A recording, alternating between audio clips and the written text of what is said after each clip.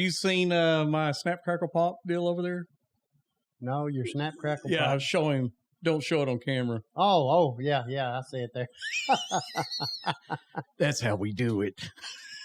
Anyway. Anyways, welcome to Power Motorsports this week with Gerald Horton. Thank you, Gerald, for coming out. You bet.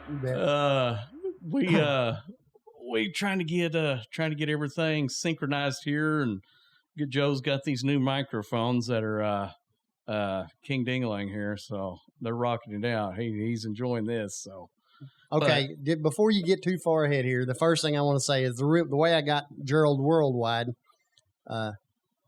We took Heather to Tri-State Speedway years and years ago, and it got rained out, and so we left and loaded up, and we went to Crawford County Speedway, and we walk in over there, and they're not rained out at Crawford. And I don't know if you remember this or not, but everybody at Crawford starts talking to me, and Heather looks up at David and goes, oh, I remember. How does everybody know him over here too? And David goes, oh, that's Gerald Worldwide right there. So ever since Worldwide. then, yeah. So I guess he talked to everybody at the racetrack. Well, we know everybody. We may not know their names, but we know their car numbers and we know their faces. Yeah. And we see them at the other tracks, so you know everybody. It's like family. Yeah. We take stuff off our car and give it to the next guy when you break it, just so he can go race, and you may or may not get it back at the end of the night, And Well, a lot of people I know, whenever they're talking to me, if they don't know my name, they say, all you got to say is, he drives that 313 green car. And, even Burl Woods. I don't even know how they even, all these guys at dirt race that are really good at it, and drag race, they go, yeah, that he drives that super bright green car. Yeah. And that my old, everybody's always asked me, why did you go green? Well, first of all, you got to be a smart aleck a little bit, because everybody gave me hell at first, because the first car wasn't that color. No, it was orange and blue. Pepsi blue and orange. Yeah. And it looked good. Yeah. Looked good. Looked great. But your old car was green. And everybody says green is bad luck. I know. They say green on a race car is bad luck. I've won a lot of races in a green race car. Yeah. That's me too. I've won races in a green car. But the deal is I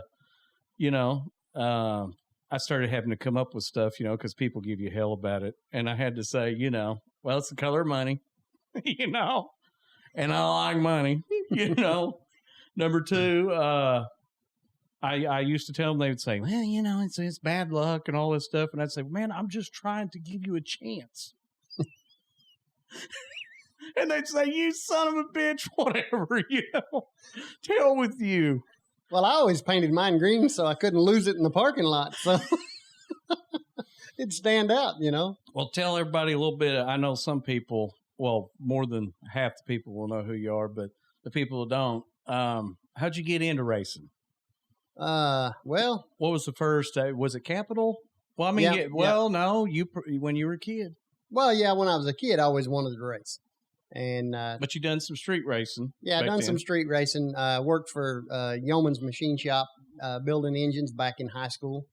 And he was just down the street. Yeah, just down the street from them. Built a lot of bad, 10-second motors back in the 80s was a fast motor. So we built a lot of fast motors and things like that. And I always wanted to get into racing. And then I was working for Capital Structures, and one of the bosses or one of the owners there wanted to build a race car. So we went out and we built him a front wheel drive race car. And I met Roy Roberts at Roberts Racing Chassis around the corner, and he built us a cage and we welded it in. And we go to the racetrack and we had the fastest car there and couldn't win a race. Just couldn't win a race. And for almost a year, we had the fastest car there. A bunch of us took turns driving it, and we couldn't win. Yep. And finally, James Nicholson. Over at Sooner Race. Well, what's he call it now? Well, it's a Triple Nickel Speed Shop. Triple Nickel. Triple Nickel. Is he still building race cars? I don't know if he is or not. I think it's more hot rod. Yeah, but he was the service manager, or he was a shop foreman at Breed and Dodge at the time.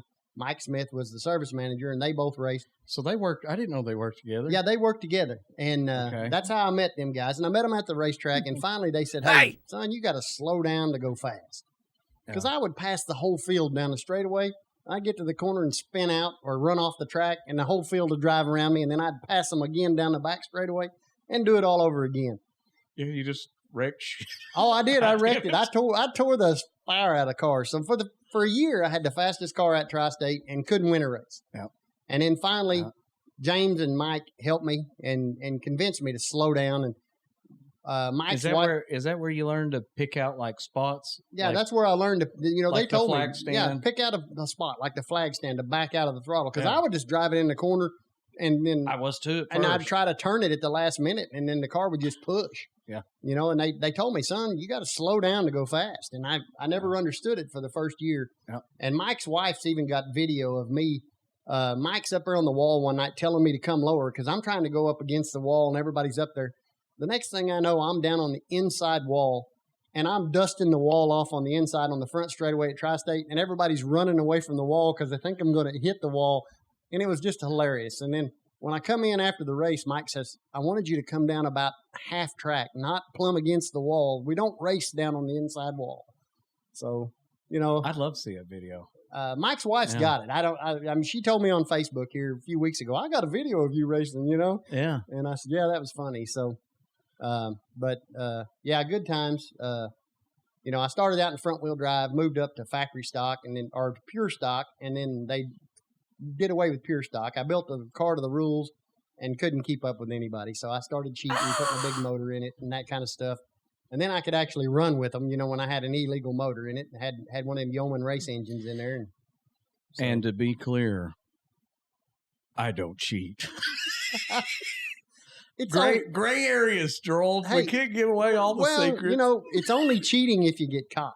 There you go. Right. So do you believe in cheating? Do you think it's good for the sport? I do. Just because I think it builds competition. I don't think plumb out cheating. I think gray areas. I think if you're pushing the envelopes, it's good for the sport. I think if you're boldly cheating, just blatantly cheating. Yeah. If you've got a 360 cubic inch motor rule and you're running a 421 and you're just, bypassing the system, that's not cool. and that's not cool, because you're not letting the guy that doesn't have the money to buy that motor have a chance. If you've got, but if you've got a 360 cubic inch rule and you're running 371 cubic inches because you've went a little bigger on this or that, I think, hey. Well, what's funny is I never did do that. But what I would do is if they said stock appearing, hey, if it looks stock, then I'd go get the high dollar rods, that look stock, but they were lighter. So I did the gray areas. I never, to this day, and knock on wood, I never ran a stroker motor. I never run a D-stroke motor or nothing like that. You know that. Yeah. It was a true 350. And people swore up and down I was doing something else. Well, your orange car we built, you couldn't get out of the way with it. Out of your own way. Well, till we went and got the carb. Yeah, till we went and got a carb and did some stuff. But the only thing that was illegal on that car was the clutch. Yep. It had an aluminum clutch in it. Yep. Everything else was legal to the rules. Yep. We built the motor and that stuff out of a bunch of old parts that I had. Mm-hmm. Well, that motor was one of the Yeoman race motors that I had that I ran, for several years. Say, where did we get that thing? That was the Yeoman race motor that I had on the shelf, and we pulled it off the shelf and put it back together. Well, you put it back together. Well, I put it back together. Yeah. I didn't. And so it ran good. It ran good. But you know what's funny is Mason can get all mad all he wants at me. But whenever we sold that car, I think he could only run her 10th or 12th. We would get it down there 5th or 6th. Oh, yeah. Yeah, well. And I think it was just style of driving, because I know I put Andrew in my car. And I put other people in my car, and they can't, it's awkward for them. They don't like the way I drive it. So I think each his own, the way you like to drive. You're going to set that car up for your style. I guess I've been told I like mine loose. And I never thought I would like them like that. And, they say loose is fast or whatever. But I've had other people tell me that it's tight. So according to Andrew, my car's loose. Yeah. He says my car feels like a modified. You're driving it on the right rear. If you're driving it like a modified, you're going to drive it on the right rear. I am. You control the turn more with the throttle than you do the steering wheel. And that's where a big misconception is in racing. Hey, listen! A lot of people want to turn the steering wheel. Mm-hmm. If you're turning to the left when you get to the corner, the car's too tight. Mm-hmm. You're going to push tight and then snap loose when you come off the corner. Yep. And that's you got to fight that urge. You want to just set the car up and just barely turn the wheel to the left, and then you're going to turn it to the right, get back in the throttle, and then, slide off the corner. Well, the way my car is now is when I roll off in the corner, I roll to the left. Yeah. And then when I roll to the left, I kind of, I ease out the throttle. I've done a lot with my footwork because I drive with both feet. And now I ease out of the gas. When I roll off, the car goes to set up. A lot of people used to say, well, you'll hear a clang or a thud. Mine doesn't do that. Mine actually kicks out automatically under no throttle. And that's the way I like it. And it'll start sliding. If I don't pick up the throttle, my car will do a donut with no gas. It'll spin out of control. Yeah. And what it does is it naturally off the gas will start coming around. When I think it's around just enough, I'll pick the throttle up and it pulls it back to the left. Well, you got rear steer in your car. Well, that and driving with the gas. Yeah. But so I'm driving a lot with the gas and the foot. And I don't know if that's just the way I've learned that I like it. But me doing that, I can drive it off in 1 or 2 cars deeper. The only thing is, when I come off the corner, I've had no forward bite. So the car spins a lot coming out, and that's where they'll jump me. And then I catch them at the end, and that's what was happening to Superstock 3 years ago. I think if I could have had more forward bite, I may have won a race or two, because I did run 2nd or 3rd down there at Outlaw. A few 4s, 5th and 6th mostly at Tri-State. So I stayed right around there, but I couldn't make the car go any faster. And Sonny Stevens told me, he said, you just don't have enough car. You're going to have more technology, more travel in your shocks, more suspension travel all around, because those boys have twice the car you got. He said, I don't know how the hell you're getting it to 5th. That's what he said. He said, You're just driving the wheels off of it. He said, but you need to go get more car. So that's what I did.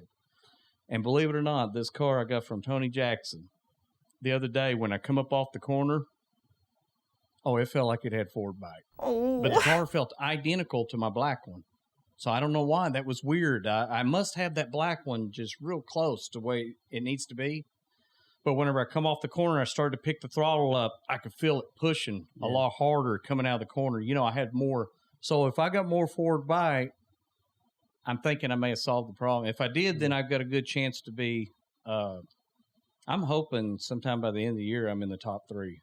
Yeah. I hope. Well, I watched your video of the car when you was running this. Just don't get a false sense of hope, because the track is going to change a bunch from where you was testing versus when you're racing. Yeah, and the day we went out there, it was real dry. Yeah, it was real dry and dusty. I could see that. Dry and dusty. So, and I tell you what'll be crazy is if that thing if it hooks harder whenever it gets tacky this fall. Yeah. Oh my God, that thing's gonna be a monster. Yeah. Coming off the corner, it'll be all motored up. Yeah. So, and that's a big difference too. I mean, I'm having to really feather the gas. I mean, I'm just having to nurse that thing because, my God, it'll blow the tires off on command. Yeah. I just barely give it any throttle. And this first time with a 2-barrel, first time with a super name brand car. I haven't raced with nothing like this. Yeah. Quality wise, when I say quality, something that is built to win. And I still don't understand all what Tony's done to it neither. I'm trying to pick his brain and trying to figure it out, but he's been doing this a long time. Oh yeah.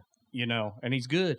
He's good. He's good at what he does, because that is the first car I ever went out, run it off in there wide open, and you've seen how smooth it looks. I was grinning ear to ear. I was like, oh my God, I've been racing shit. That's the way I felt. Yeah. I just say it like it, but that's the way I kind of felt. I thought, man, this is night and day. My God, this is what a car with this kind of caliber, Well, when you go with a car builder like Tony Jackson or any of the big guys out there, they take all the feedback from each and every different driver they've got in their cars, and they take the best of what this works for this driver and that driver, and they implement all that in their cars. So when they do, one thing that works better here and there, they get that adjustability in the car, and then that allows you to be able to go out and to do that from scratch. Somebody that ain't used to driving that caliber of car. I mean, it's not any different than it is in NASCAR. You take a guy that's running in the back of the pack at NASCAR and you in a mediocre car at best, and then put him in a Hendrick or a Roush car or a Stewart-Haas car, and they immediately go up to the front, or a Canassi car, like Ross Chastain, the watermelon guy, and go up there and win a race in it. So. Well, and you got to have some seat time. I mean, like you said, you can't be a brand new kid. No. You got to. I probably would have crashed that car. Yeah. But, as long as you kind of know the physical. I thought it was going to drive night and day different, is what I thought. Yeah. And a lot of people thought it was for me too, but either that or the car just fits good. I don't know. Maybe that's it too. I don't know. When I jumped out of a full-bodied car and running a factory stock car, and I jumped right up to IMCA modified. And Mike and them guys said, "Hey, you ain't ready for that car yet. You ain't ready for that car yet." You think it's just some guys? No, I think it's pretty much everybody. See, there's no substitution for seat time. But when I jumped in that car, I didn't know it, but they had a bet going in the pits. I bought the car and we fixed it and put it all together, and we basically just took the motor out of the factory stock and put it over in the modified. It's a lot lighter and all that. So we thought, here we go. Yeah. So we put it in there and I didn't know it, but Mike and all of them had a bet. He's going to spin it out in the first turn in the first corner on the first lap. And what did I do? I went out there and I proved him right. I spun it out in the first turn, first corner on the first lap. It had a steering quickener. I wasn't used to a quickener. I was used to, sawing on the steering wheel, a full revolution and a half from lock to lock. And when I got that quickener, it was just like this, lock to lock. Yeah. So I caught myself going down the straightaway and the car's seesawing back and forth down the straightaway. And I'm thinking, what am I doing? You're looking like an idiot, Yeah. And everything happens so much faster in the modified. So finally I just slide my left hand, which I know is not smart or safe, but I slide it underneath the seatbelt and I'm running one-handed. So I could halfway keep it straight after that. So I didn't spin out the rest of the night. But Danny Womack, I was running against Danny Womack. We was in B mods, what we was at, and he was winning everything. Yeah. And in the heat race, I'm running dead last, and I'm doing everything I can, and I can't get fast. And Danny Womack blows past me on the front straightaway with about 3 laps to go. And after that, I just followed him. And when he'd let out of the gas, I'd let out of the gas. Now, he had a lot more motor than I did, of course, and he was getting a little farther away from me every lap. But I could just stay right there with him, and I followed him. And I didn't lose any more positions. That's the best advice to give these young guys. So I followed Danny that night, and then he told me the same thing. And in the follow him. Yeah, and in the A feature, we got out there in the A feature, and I told him, I said, "Hey, put me tailback. I'm brand new. I don't want to run nobody's night." And I ran tailback, and in Topper, run the old 3 car. Topper Reynolds was in there. Oh, Kenneth Reynolds. He was running. Well, my car's old Danny's car. Oh, okay, yeah. My new super stock's Danny Womack's. Okay, but anyway, Danny and Topper and them was running up there. And they lapped me in the feature, too. It took them 3 or 4 laps, and they lapped me. And when they lapped me, I fell in behind them. And then, I could run with them then. I could just follow them. And I followed and watched what they did. And every week, I got better and better until I could finally run, in the top 5.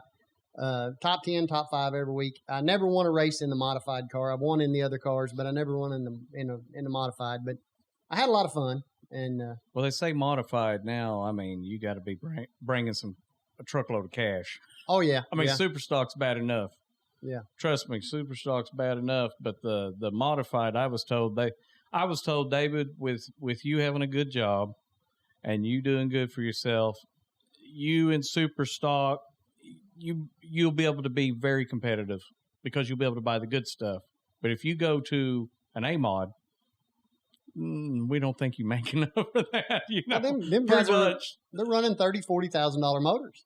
Well, that and it ain't just that. It's like one of the guys I went and seen, he had nine cars with 10 lifts in his shop, and they were all stickered identical. Yeah. And there's several guys like that. They've got at least 2 or 3.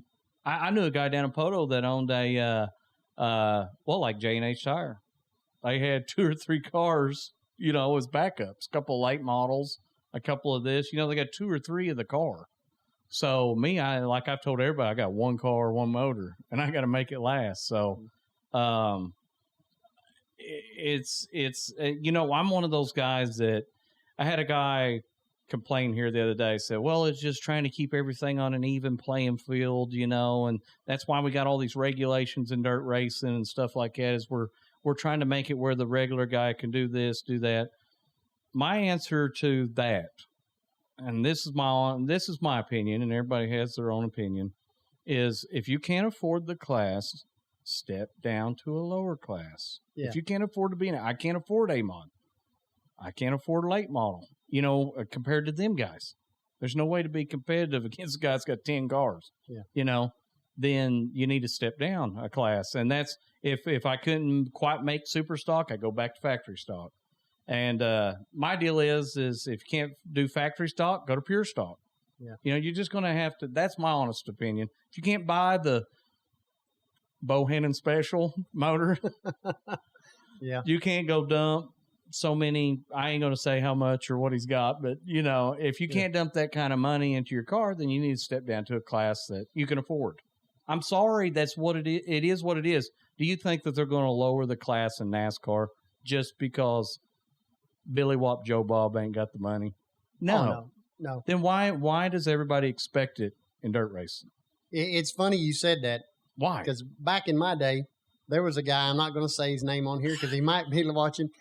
But if he is watching, he'll know who it is when I tell this story. But one night, we pull up and we're pitted there at Tri-State, and it's back when they had the two entrances on the back there, into the back, and there wasn't no wall, and there was ute tires and all that stuff out there. And anyway, he pulls up there, parks his pickup, and he raises the hood on his pickup and takes the radiator and the battery out of his pickup and puts it in his race car, fills it up with water, and then unloads his race car off the trailer. And he's racing his car out there with the radiator and the battery out of his towing vehicle just so he could race. And then the night went really bad, though, because he got into a wreck later that night. And when he did, his car jumped the wall, and he hit his own tow pickup and totaled it out. God. And, of course, he couldn't tow his race car home or his truck home because he hit his own truck and had the radiator. And so his bad day went to even worse when he couldn't afford a radiator and a battery for his race car and took him out of his tow vehicle and then hits it. So, holy shit. Yeah, we seen some wild stuff. One year at the Spooker, it was raining, muddy. We had bales of hay spread out on the ground just to keep from tracking mud in up and down on your trailer and all that. I mean, it was bad. And it was this big, fancy motorhome, and they had them parked nosed up to the front wall. And I was parked in between two of these big, nice motorhomes. I mean, these was high-dollar units. And we're watching the racing, and I was pulling my trailer with a Dodge. And this guy racing, and he hits the wall and flips and comes over the wall and lands on the hood of this motorhome upside down in his car. Holy. And, luckily it didn't hit my stuff. But I thought, woo, I'm going to back my truck up a little bit more here. This is getting dangerous. But I've seen some crazy stuff down there. Well, what I was getting at with that was we got this deal with Superstock this year. We've got they're changing all the shocks 2 or 3 months ago. Oh, to the spec shock. I seen that on the internet. Do they not think, and I hope the track owners listen to this, I hope Danny and everybody's listening to this, because the deal is they don't think that a guy like me or Danny Womack or any of these other guys or Tony Jackson, we're not already having custom shocks built to look like those factory ones. Yeah. They keep saying an even playing field. How do you have an even playing field when you're talking about the highest class of full body car that's supposed to be unlimited? Pretty much. The only limit that you have is a 2-barrel, which I think is crazy too. I think what you should do is the 2-barrel needs to be put down on the lower classes. They need to regulate those more because they're lower classes. But if you got a class that's like, A-mod, then they need to leave the super stock a super stock. I don't understand why you're going to a spec shock and you're trying to regulate all these little different areas on it just all of a sudden out of the blue. They're just, what they're doing is you got the other old boys that can barely afford to do the super stock class. They're going to go out and buy those shocks. And the guys that can afford, they're going to go have a custom set made that look like those with a sticker on it. And that's the fact. Everybody can get mad at me for saying that, but that's what's going to happen. Yeah. And then what's going to happen? It's all going to be the same shit. They're going to be faster and everything else. So I don't understand why they're doing this spec shock deal. I have no idea. In super stock, it's pretty much run what you brung. That's what I thought. And it should be. I went to it. they just now need to they're get starting to cut. They're starting to try to regulate it even harder. Well, what you ought to do is just restrict the carburetor. If that's what you're going to do. If you're saying that this is how we're going to control people from getting faster, so okay, it's a 500 CFM 2-barrel, which everybody's carburetors flow more than 500 CFM. Get you a flow bench in there that you can actually test the carburetor, the flow on it.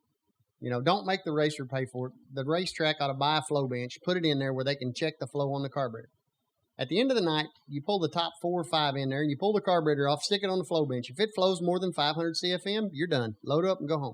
Yep. Next guy. You go through the whole field. If the whole field flunks, then nobody gets paid. Everybody's disqualified. You're done. Yep.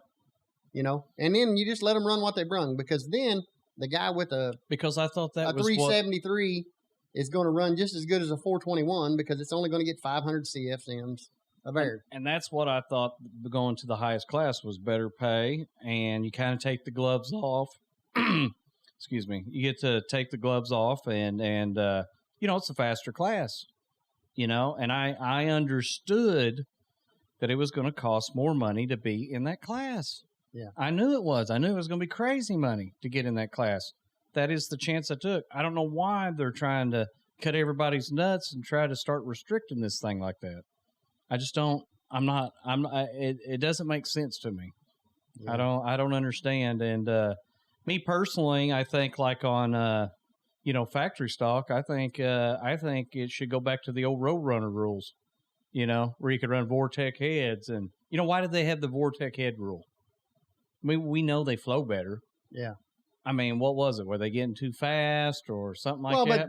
But they had the Vortec head rule because a lot of people couldn't afford to go buy the Vortec heads at the time. And the intake's more expensive. So when they come out, you had an advantage. If you had money, you had an advantage over the guy that just went to a salvage yard and pulled a set of heads off, took them and freshened them up, and bolted them on, or the old double hump heads, But we go back to that deal. Do we cut everybody out that wants to go faster that can afford it just because you got some that don't? Or do you ask those guys, hey, you're going to have to step down a class. You can't afford it.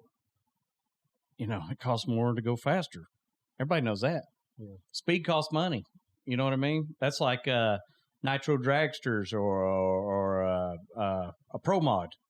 Do you go out there and throw a fit and say, well, my Pro Mod's got a little bit more metal than yours, and that's not going to work. It just, to me, it doesn't. I understand what they're doing. There should be regulations on them, but to me, like the Super Stock, it's supposed to be the gloves are off. That's the way I seen it. It's the last full body car class. That's the last class of car that actually is supposed to look like a car, that the gloves are off, then let them run it. Well, but see now, and I mean, I've been out of racing for 10, 12 years now, but now the cars don't even look like a car. Well, they're running out of they're running out of parts. Well, they're running out of sheet metal frames parts, and everything. Yeah. So now they're starting to do that Neil Smith chassis. Yeah. They're starting to build a metric chassis to spec.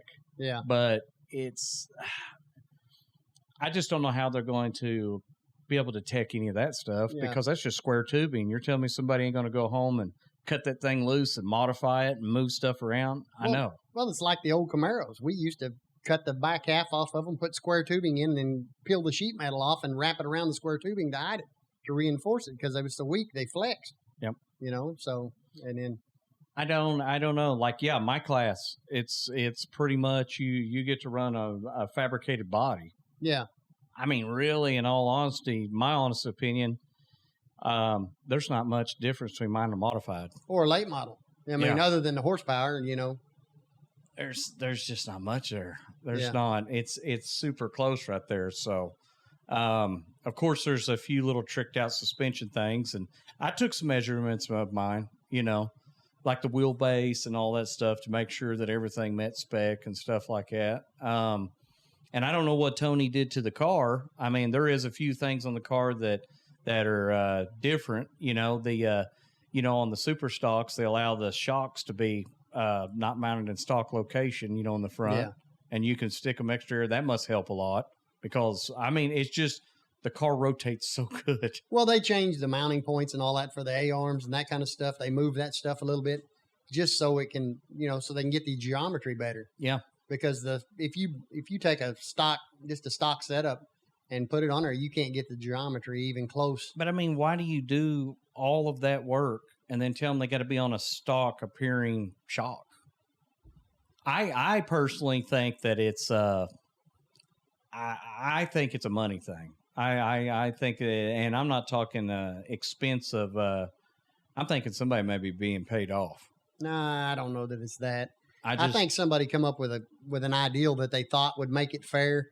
That they said, hey, this guy's running full adjustable shocks that I can't afford. That they're $350 a shock, and this AFCO shock or whatever they're running is $100 for the stock location, stock appearing shock. And so they just said, okay, hey, well, we'll just make everybody use this shock. I mean, I hear what you're saying, but also think same thing happened with the tires. Why don't they allow American racers? Why do they have? But why would you want to run American racers versus a Hoosier or something like that? I mean, well, they say they're faster. They call it cheating now. I don't know. I mean, when I ran them, I won. And then they DQ'd them the next year. Yeah. So they hooked like a son. I didn't think they would, a little 8-inch tire, but they were. Yeah. Well, see, I never could get them hooked up too much. Maybe I had too much motor back then or something. I don't know. I see things like the tire deal, and I see these manufacturers come in, and then now all of a sudden it's a total sanction, pretty much a Hoosier track, or it's a total AFCO shock package that you can only use in that class. Or I'm just wondering if somebody's being contacted and they're making which business is business. Yeah. Of course the racetrack has to run. It's a business. Oh, absolutely. We got to go support the local tracks, or it's going to be like Outlaw sitting up there. What's going on with that thing? I don't know. The guy said he was going to shut it down last year and open it back up, but it's still not opened back up. I don't know. I wish I had the money to go buy it and open it. That is a beautiful facility, and it's just sitting there going to waste. That's right down the road from you. Yeah. It's only about 16 miles from the house now, so.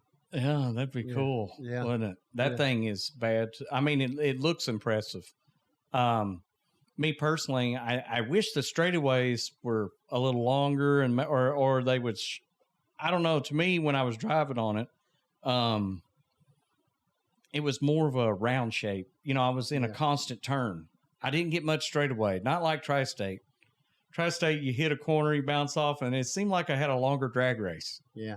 Is that what it felt like to you? It feels more like a bowl to me, yes, versus Tri-State. I mean, you're not in the straight. It feels like you got more corner to me. Yeah. They say they're the same, but they're not really the same. They don't feel the same to me. And the last time I was on it, it's been a long time ago, but it didn't feel like it was as banked as much as Tri-State either. Not quite as banked, and you're right. The straightaway, it feels more bowl. You're in a slide more. Yeah, you feel like you're in a bowl kind of. And as some people may like that, me, I like to have a little bit of drag race feel to it, where you can get down the straightaway and you can make up some time and come around somebody. Yeah. And then you hit the corner and try to set up.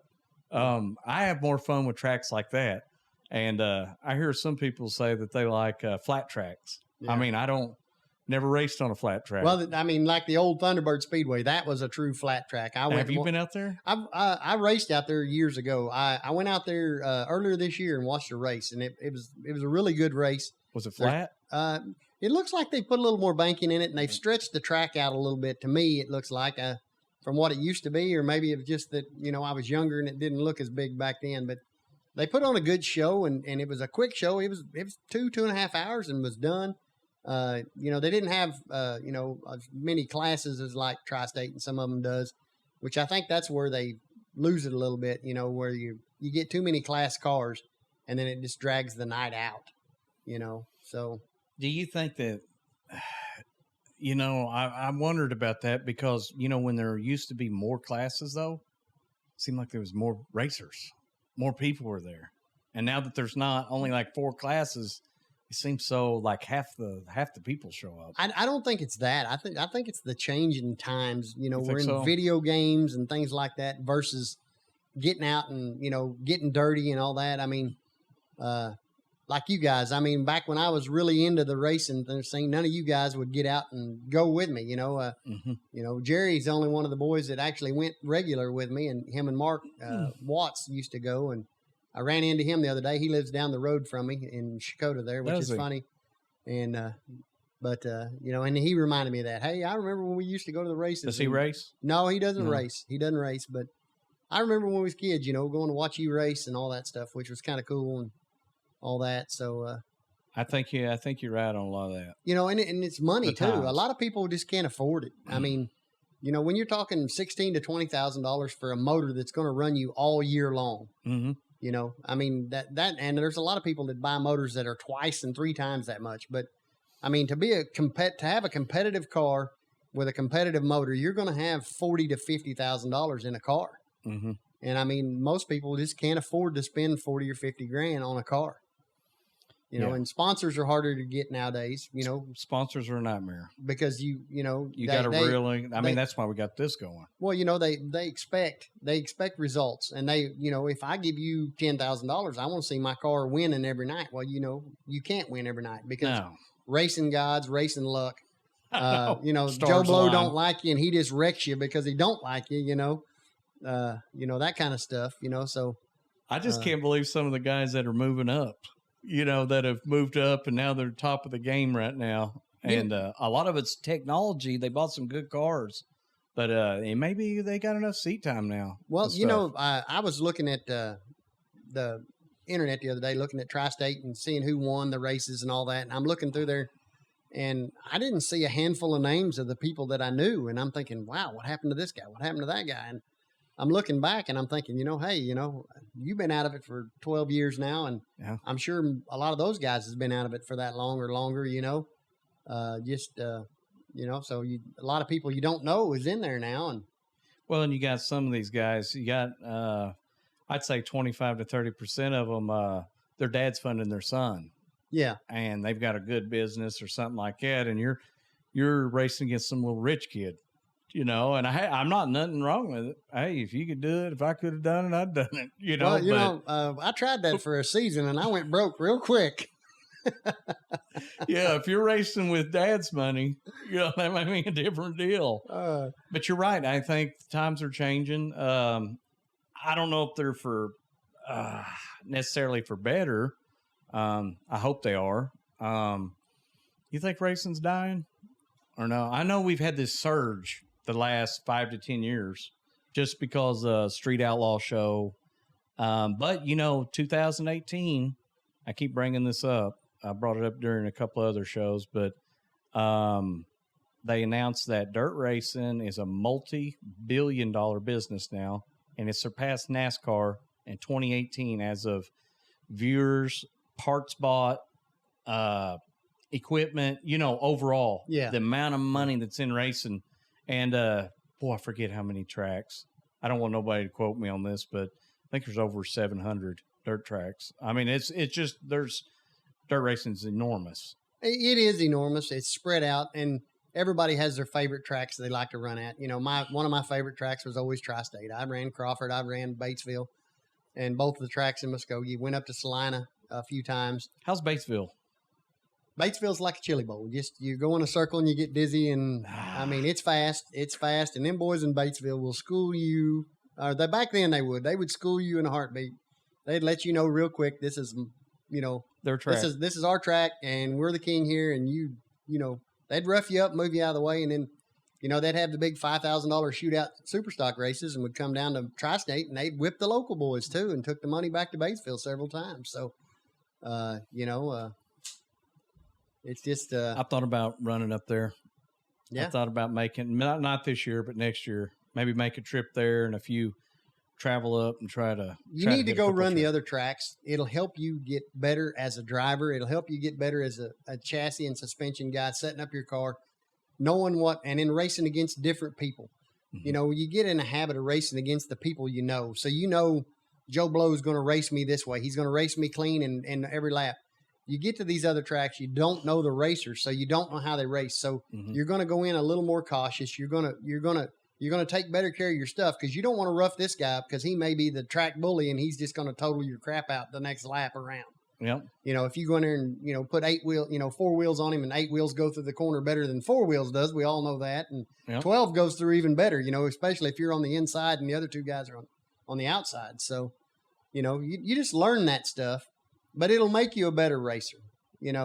I I told you many times, when I'd run second or third, I would still be disappointed that I didn't win. But at the end of the night, if I could drive the car on the trailer or in the trailer and go home and just have to wash the car and check everything over and run the valves and refuel the car, it felt like I won the race there. Longer I raced, when I first started racing, I was either bring me the steering wheel or the trophy, and I told you that when you first got in the car, hey, bring the steering wheel or trophy back. And after a few weeks of bringing just the steering wheel back, I said, hey, let's bring the car back, slow down and let's bring the car back and not have to work on it this week or put a whole new body on it again this week or a rear end in it. If we tore the rear end, one weekend we put a body in and the whole back of the car on it because we tore the frame rails, the rear end, and everything out. Oh yeah. So I've done that a few times. So I've been a little rough on them. Yeah. No, I see racing as I get to take my family and I get to see people out there I know, and everybody helps each other, or I always help everybody. I've been real big on that just because I've got the means to. And if I do, I wish other guys were like that, a little more. But I just, as long as they'll bring the tool back or whatever, I let them borrow whatever they want. So. Oh, I had nights at the track that I broke, I broke a motor one night mm-hmm. and I don't remember. I think it was Robert Sutherland or one of them boys. I don't remember who it was, but their distributor went out in the heat race and I broke my motor in the heat race. I mean, I had a rod hanging out the side of it. And they come over, hey, you got a spare distributor? Nope, but I'll get you one. And I just reached over and pulled the distributor out of the motor, handed it to him. And he said, okay. And at the end of the night, he comes back, he parks his car, and I don't know, he runs fourth or fifth with it. And he unsnaps it, pops the distributor out. It's still 180 degrees, and he carries it over here. Here's your distributor back. And, throwed it in the trailer, and, off we went. Well, you would think these young guys, though, you would think the younger generation, the way that everybody helps each other out there, that it's, they would like that. Yeah. I don't know if it's just they're so used to conversating on phones and text messaging, and that's too personable, like you're in person.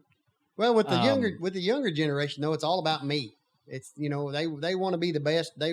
As long as whatever you're doing for them and at the time is helping them, then they're all about it. But when you start doing something that doesn't benefit and help them, then they're done. Then it's not about me no more, so they don't care.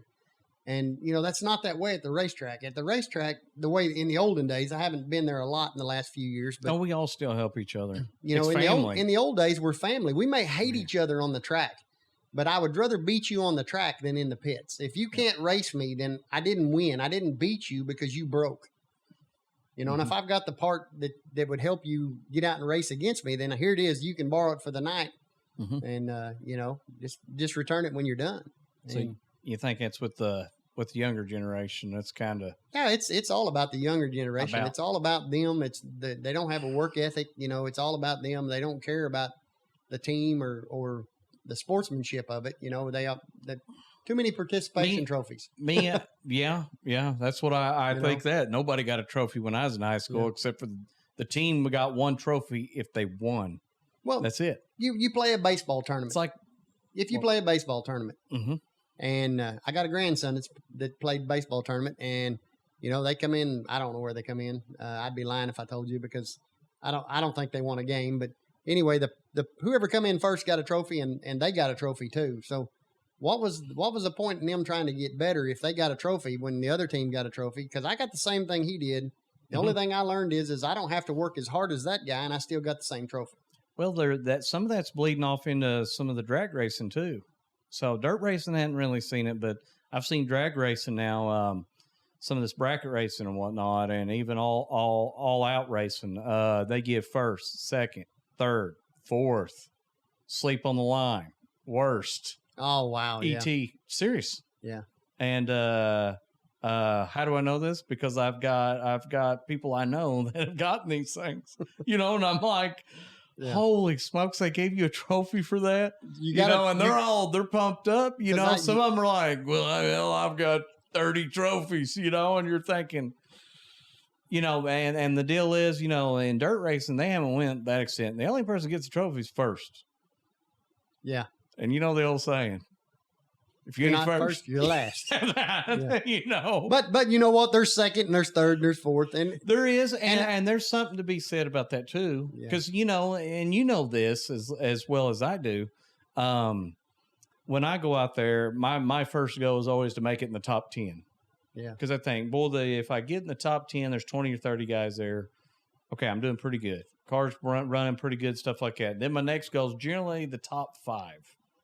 And I know those 5 dudes are cooking it. Yeah. And then I actually have one below that. I go for the top 3.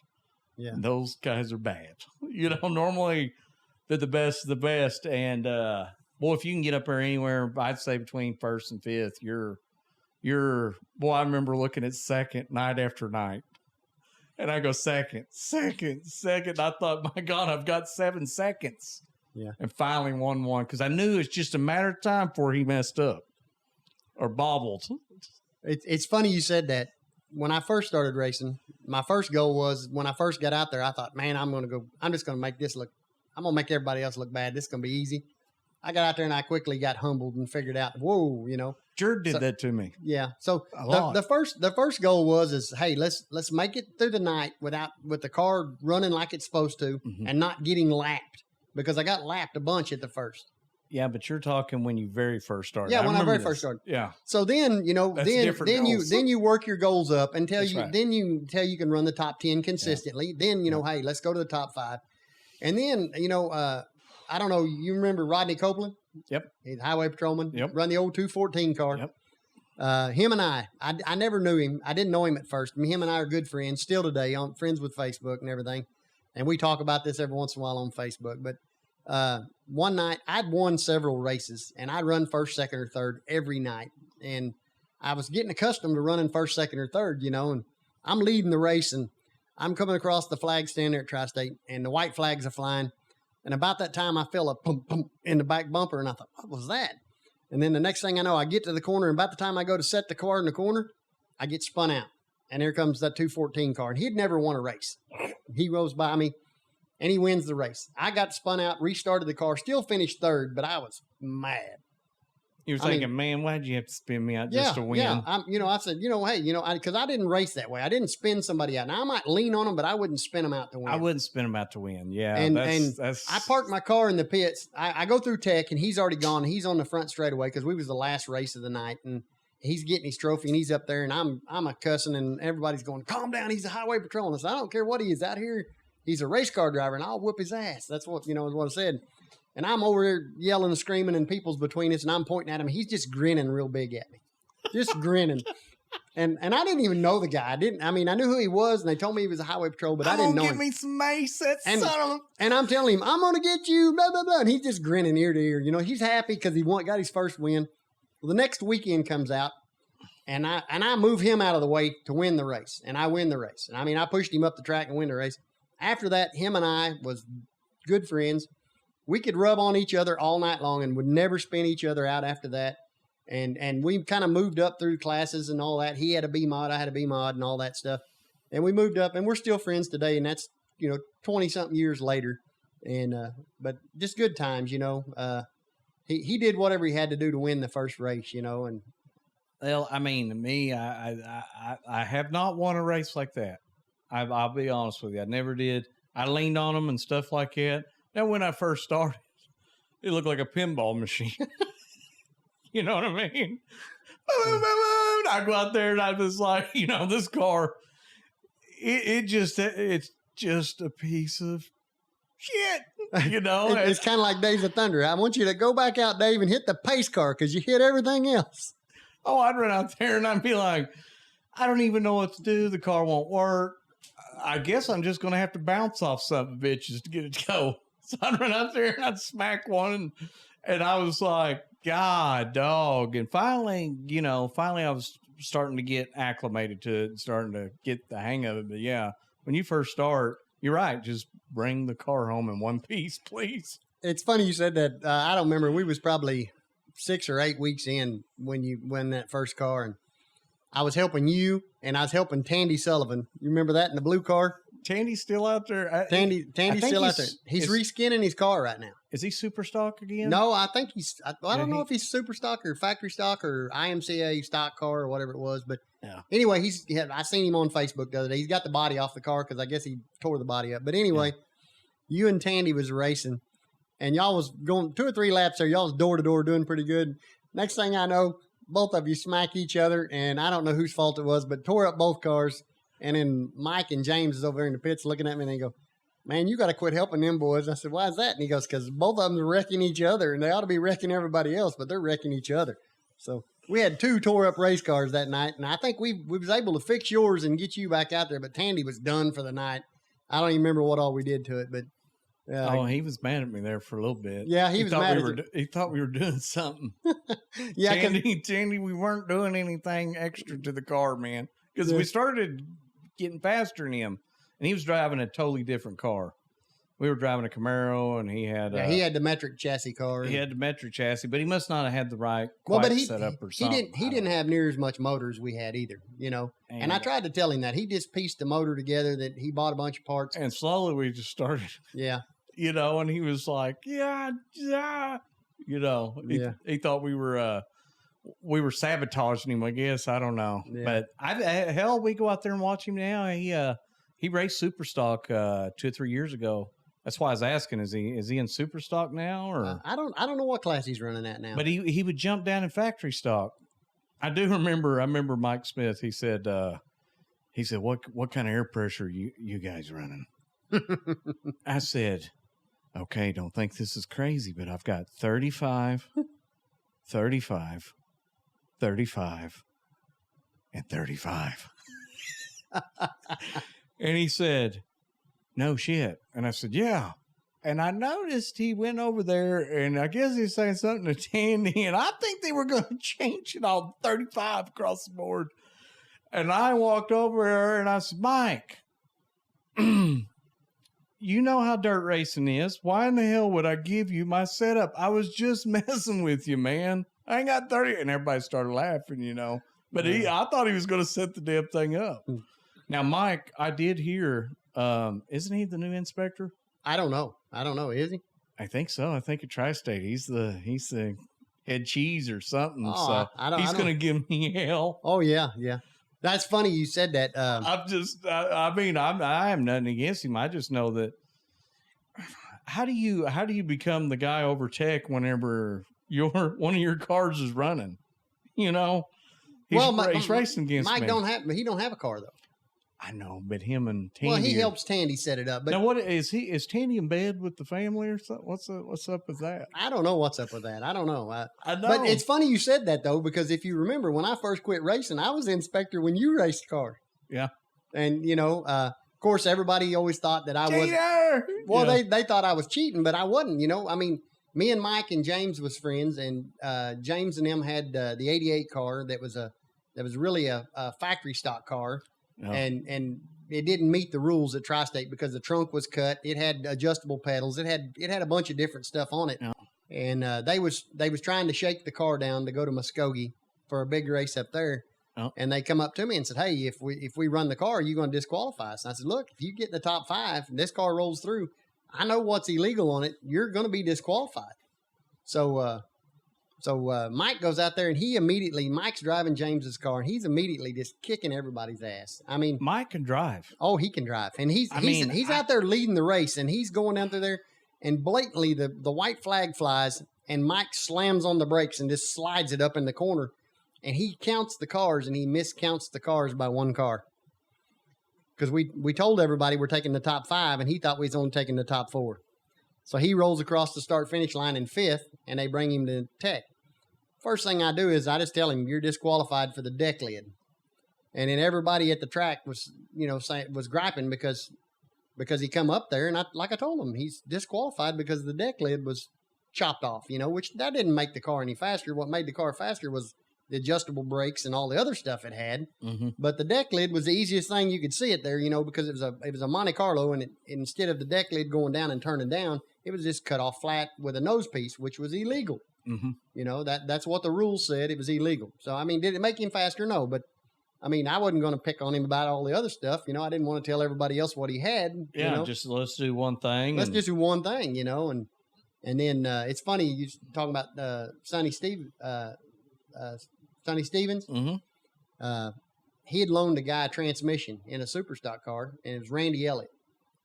And I think it was Randy Elliott. Sonny knows a lot of shit. I don't remember who it was, but it was a Chrysler cased transmission. It was a racing transmission. Yeah. And the rules clearly stated that if you had a GM car, it had to have a GM motor and a GM transmission. You know, but it didn't say it had to have GM guts. No, it didn't have to say it had GM guts, but it had to be a GM transmission. Well, this was a Chrysler transmission with racing guts in it, and they'd sprayed foam on it and all kinds of stuff and cut it, and I mean it was all kinds of stuff. Well, I checked transmissions that night and I disqualified the car, and that's when Sonny owned the racetrack or leased it or whatever he did from the Martin boys. But anyway, you know, and I was working for him and Wyatt Manus, and he basically comes back down there and says, "Oh no, the car's not disqualified." Yeah, it's disqualified. That transmission was there, and you know. After that, I just told they actually let the car run, and I think it was Randy Elliott driving the car. But anyway, after that, I just went around and told everybody, boys, put your 4 barrels on, whatever you want to do for the A feature, because if they're going to do it that way, it's run what you brung tonight. I ain't checking nothing. This is what I'm checking in the A feature, and I ain't checking nothing else. And I think a couple of them actually bolted 4-barrel carburetors on out there to be able to go run with them. Yeah. No, yeah. it was Danny Womack that was driving the car that we disqualified, and they overturned it that night. Huh. So it was Womack's car. You know, he had stud mount. That's what it was. It wasn't a transmission. There was a couple of different times like that, but something was illegal on it. I think he had it's shaft-mounted rocker arms or something on it, and that was illegal. It's like my car right now. Supposedly my shocks are illegal, but they were legal here in November.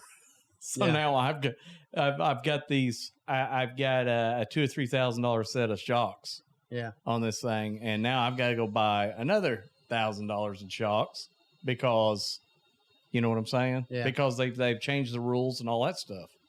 So I'm kind of biding my time because I'm trying to see which shock's going to be best during this little deal. You know. Yeah. What I'm saying is the shock manufacturers that I'm talking to are trying to get enough feedback back to be able to tell me which ones to use, you know, which compounds and all that stuff. So, but yeah, I just don't, I'm going to go out and run. And if we get in the top 3, I guess they'll DQ me on them shocks. Other than that, just the shocks. That's it. There's absolutely, I mean, we've looked the car over front to back. I can't think of anything else because we had to take our cold air intake system off because they made a new rule on it. It said you can't have air boxes on the dash. But what was bad was I sent a picture out. 2 weeks later, they DQ'd it. You know, like I think what happened was at the track, Mike or whoever or somebody got wind of my air box that I built, and I'm the only one. You would put a rule in there. They didn't even know what it was, and I'm still not going to tell on this thing what that is because they think it's an air box, and it's not what they think it is. But you know what? I'll just hide the son of a bitch. You know, it's not against the rules. It's nothing against the rules. No fuel additive. It's no nothing like that. It's just some experimental shit that they use in pro mods, drag racing, and I'm using it on my car. And I decided to pop it through the dash right here on my race car. And I'll show you later. I'll show you what it is, you know, after we're off here. But you pop it through the hood, and it helps the car. And it does. It adds 30 to 50 horsepower. It's horrendous. And if anybody wants it, you know, they need to get on board with Palmer Power. You know what I mean? Come down here, spend some money, and we'll help you go fast. Or give you so much motor you can't hold it. Yeah. So, but the deal is I posted that. I gave a picture out. That became illegal. And then I was like, oh, God, I can't send that now. So that's why I haven't posted very little pics till just recently of the car. And I won't post anything certain pics because they're going to gripe. You know, I'm afraid they're going to throw another rule. I just don't know how. I built a car. I had a car built, put the car together, and then you change the rules in February, March. Right as the first race is going, you know, and we all bought new parts over winter. I don't know. I wish they grandfathered in because the parts that are on the car were at the spooker. I haven't changed them. Well, did they change the rules after they come out for the season? Yeah. Because normally they post the rules, by January, February for the season. And so did they change them after the fact of that, or is that the rules that come out? I cannot remember.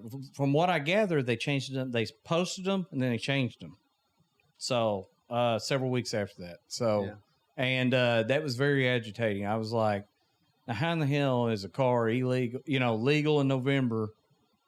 I'm thinking it's good to go in November, so we roll with it. Even Tony Jackson did change it. He said, you're good to go. Everything's legal. It's the same as last year. We're good. And then all of a sudden they change it, like around March, they do a revision and put it in red, the new revisions. And it DQ'd some of his stuff. And I was like, oh, my God. So we pulled a lot of it off the car. We pulled everything but the shocks. The shocks are the only thing that I didn't want to go spend another $1,000 because I know that even though we go get these other shocks, well, I know what other guys are doing. They're just modifying those brands, that package. Yeah. They're taking them. They're having custom shit done to the inside of them. That's what they're doing. Yeah, they're buying the shocks, sending it to somebody, having them change the valving in it and all that. Yeah, having it done where it does exactly like an Integra or those high dollar shocks, and then they're wind up paying $2,000-3,000 anyways. So they just I don't know how to say it. They didn't even fix the problem. Yeah. Well, it just made it harder to police because unless they've got a shock dyno where they can pull the shock off and put it on the dyno to see what the shock does, they won't know. It appears to be the shock that they're saying it is. He's exactly right. Now, I was told that by Sonny. He said the only way they're going to know is with a shock dyno. So what they did was they just caused everybody to buy new shocks. And Sonny didn't know if that was AFCO paying somebody else. That's what I was getting at. He said, I don't know what happened there, but he said they've done it through Batesville and everywhere. So he said, can you imagine? So is all the tracks running that same rule like Batesville and they just changed it, and they went to that specific brand, specific shop. So they're trying to do it like NASCAR then, because NASCAR says you've got to buy this from this supplier, this from that supplier, and in NASCAR, they change the valving and the shocks and all that. And you know what? And that's all sponsored. AFCO surely probably went out and how did they sell all these tracks on that? Somebody sold something to somebody. You can only use my brand. They'd be like, you can only use Palmer Power intakes. Yeah. Well, they give the track exactly. Sponsorship stuff. Hey, here's $5,000, but that's what we figured. If we're the official track of AFCO shocks. Yep. And I mean, it is what it is. I just, with this being the first year of it, I'm hoping that they may have some leniency. Tony Jackson told me to, pretty much, him and. Danny Womack, they said, see if you got, if they'll have any leniency on it. So I don't know if they're going to have any leniency on it or what. So, but we'll see. We'll see. I just go run the car. And if you start getting close to the front, then worry about it. Oh, it's not if. We're going to be there. when you get to the front. We already know.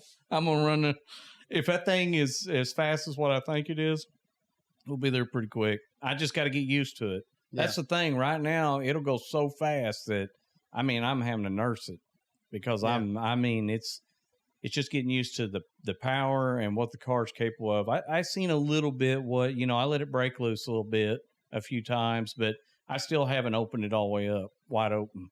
Yeah. So I think I'm off about a second whenever I was timing it with a stopwatch.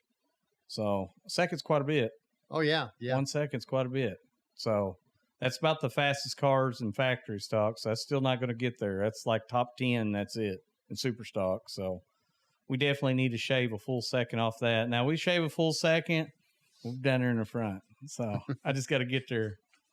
Well, anyways, Joe, we're good here, ain't we? Time's about up and old Gerald here. We could just keep going and going and going about everything. We'll have him back on here soon. So, but man, thank you. For coming up here. Thanks for inviting me out. And good seeing you. Yeah. Good seeing you, huh, Joe? Yeah. Hey, I'm sorry I created this crazy addiction you got. It's probably my fault because we all know it is. Yeah. Your mom used to blame me for it, so Don't put him in no race car. Well, I went back to, and I'll cut it short, but I went back to drag racing, and I just don't get that feel as in a dirt car. And there's nothing wrong with drag racing. I'm still going to put together another drag car and go back and play a little bit. But something about that dirt racing, son of a gun. It's expensive. It's a headache. But boy, there ain't nothing like being in the front, wind in your hair. You just pass the whole field, and I'm in the car screaming, and it's setting up. I've had where it's set up it was on the money every time. Yeah. Well, with drag racing, it's you against one other guy. Yep. For 5 to 10 seconds. In dirt racing, it's you against 23 other guys or girls, and it's a drag race down the front. You got to turn left as fast as possible, drag race down the back, turn left again, and you do that for 20 to 40 laps. So sometimes, depending on the cautions, you may be doing it for an hour. Yeah. So, and I mean, it's survival of the fittest, Yeah. And who's got the biggest cojones to drive it off in the corner deeper than somebody else? Well, we'll leave it at that. Cojones. Anyways, thank you very much. All right, Gerald? You bet. Thanks for having me. All right.